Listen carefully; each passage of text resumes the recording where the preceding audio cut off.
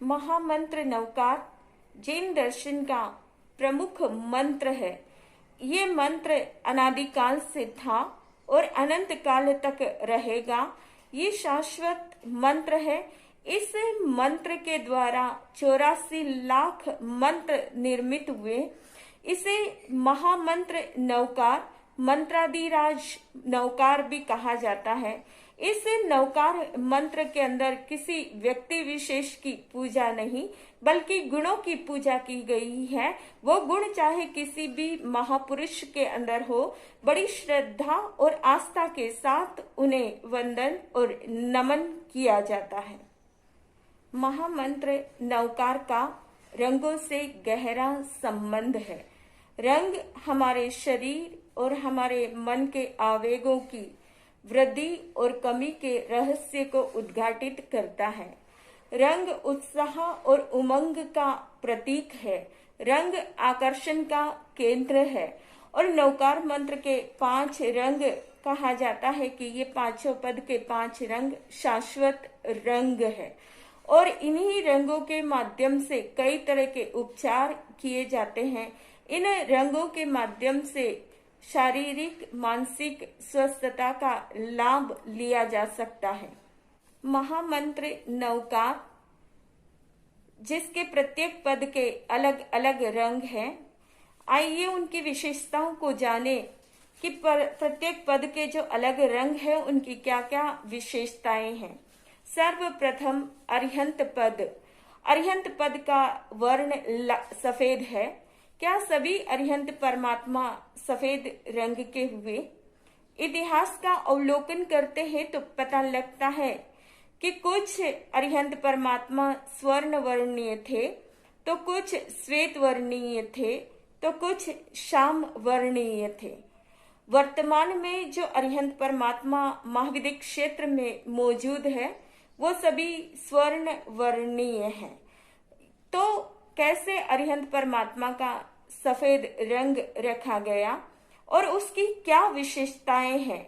सफेद रंग अरिहंत परमात्मा का क्यों रखा गया है? अरिहंत परमात्मा का सफेद रंग उनकी महिमा और गरिमा की गौरव गाथा को दर्शाता है। अरिहंत पद को प्राप्त करना किसी एक जन्म की साधना नहीं बल्कि जन्मों जन्मों की साधना है। अरिहंत पद के सफेद रंग कहा जाता है कि सबसे पहले वो शक्ति का प्रतीक है। बालक जब इस दुनिया में आता है तो सबसे पहले दूध के माध्यम से सफेद रंग के आहार को ग्रहण करता है जिससे उसमें शक्ति का संचार होता है और वो विकसित होता है। उसी प्रकार तीर्थंकर परमात्मा जब अरिहंत पद पर आसीन होते हैं तो सबसे पहले समोसरण की रचना होती है। उस समोसरण का निमित्त पाकर लाखों आत्माएं संकित का स्पर्श करके आत्मशक्ति का उद्घाटन करती हैं। हजारों आत्माएं श्रावक व्रत को स्वीकार करके संयमित और नियमित जीवन जीने का संकल्प लेते हैं। हजारों आत्माएं संतत्व को स्वीकार करके सिद्धत्व को प्राप्त करती है। सफेद रंग शांति का प्रतीक है। जब भी किसी भी की शोक सभा में जाते हैं तो अक्सर सफेद वस्त्र पहनकर जाते हैं, कारण अपने प्रियजनों की गमी से संतप्त परिवार को शांति मिले। साधु संत अक्सर सफेद वस्त्र पहनते हैं क्योंकि इस काल के अंदर अशांत मानव ज्यादा है और रंगों का गहरा प्रभाव मन पर भी पड़ता है। साधु संतों के सात्विक जीवन के साथ श्वेत वस्त्र को देखकर मन को शांति अवश्य मिलती ही है।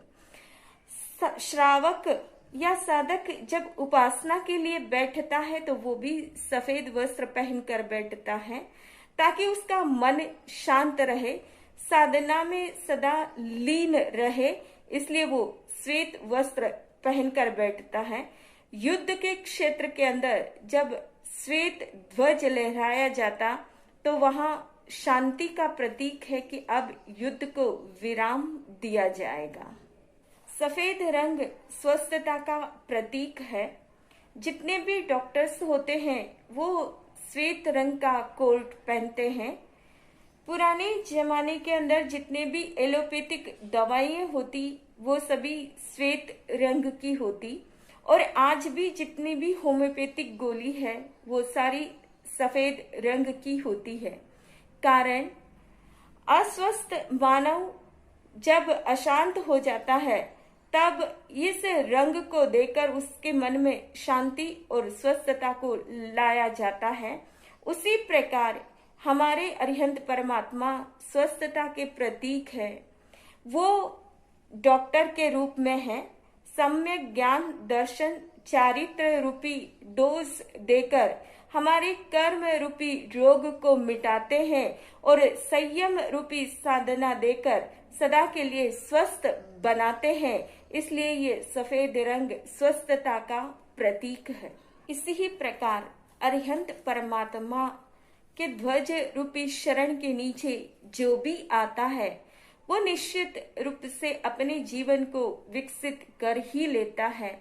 जैसे अर्जुन माली जो प्रतिदिन हत्या करता था, लेकिन जैसे ही प्रभु की शरण में आया वो क्षमा के सागर बन गया। गौतम प्रभु जिनको कहते हैं कि अहंकार के महापर्वत पर चढ़े हुए थे, लेकिन वीर प्रभु के शरण में जैसे ही आए कि क्षमा के और विनम्रता के सागर बन चुके हैं। श्रेणिक राजा जिनका भव भ्रमण निश्चित था, लेकिन प्रभु परमात्मा अरिहंत परमात्मा की शरण में आने के बाद उनके भवों की मात्र गिनती रह गई। कुछ ही भव शेष रहे, बाकी भव अंत हो चुके हैं। ये अरिहंत परमात्मा की शरण की महिमा है। सफेद रंग वीरता का प्रतीक है। युद्ध के मैदान में अगर कोई सफेद घोड़े पे सफेद वस्त्र पहनकर आता है तो ये दर्शाता है कि ये व्यक्ति न्याय की लड़ाई लड़ने वाले हैं। और ऐसे ही हमारे अरिहंत परमात्मा भी युद्ध के क्षेत्र में हमें लड़ना सिखाते हैं, मगर किससे? अपने आत्मशत्रुओं से, अपने कर्मों से। खुद भी लड़े और हमें भी ये कला सिखाते हैं कि बाहर की लड़ाई नहीं बल्कि अपने भीतर रहे हुए कषाय रूपी शत्रुओं से लड़कर हमें सदा ही वीर बनना है। ये कला हमें सिखाते हैं। सफेद रंग सुख और सुकून का प्रतीक है। ज्योतिष शास्त्र के अंदर चंद्र और शुक्र ग्रह के जो भी उपाय किए जाते वो श्वेत सामग्री से किए जाते हैं। चंद्रमा सुकून देता है तो शुक्र सुख देता है। ऐसे ही अरिहंत परमात्मा के शरण में जो भी जाते हैं, उनके चरण में जो भी जाते हैं, वो निश्चित रूप से शाश्वत सुख को प्राप्त करते हैं, सुकून के अंदर जीते हैं। ये सफेद रंग सुख और सुकून को देता है। रंगों में सफेद रंग का विशेष और महत्वपूर्ण स्थान है। ऐसे ही जैसे शरीर के अंदर हड्डी का स्थान है। हड्डी है तो शरीर स्थिर रह सकता है और हड्डी नहीं है तो शरीर स्थिर नहीं रह सकता है। वैसे ही पंच परमेष्टि के अंदर अरिहंत परमात्मा जिन शासन को स्थिर करते हैं, जिन शासन को मजबूत करते हैं, ये सफेद रंग स्वस्थता का प्रतीक है जो हमारे शरीर को स्वस्थ बनाता है। ये सफेद रंग वीरता का प्रतीक है जो हमारी आत्मवीरता को प्रकट करता है। ये सफेद रंग शांति का प्रतीक है जो मन के अंदर शांति लाता है। इस प्रकार अनेक विशेषताओं से युक्त ये सफेद रंग है जो अरिहंत परमात्मा का रंग कहा जाता है। हम इसकी अरिहंत परमात्मा की जितनी आराधना साधना करेंगे और इसी के साथ इस सफेद रंग का ध्यान करेंगे, निश्चित रूप से हमारे जीवन के अंदर शाश्वत शांति और समाधि आएगी। इन्हीं शब्दों के साथ ओम शांति।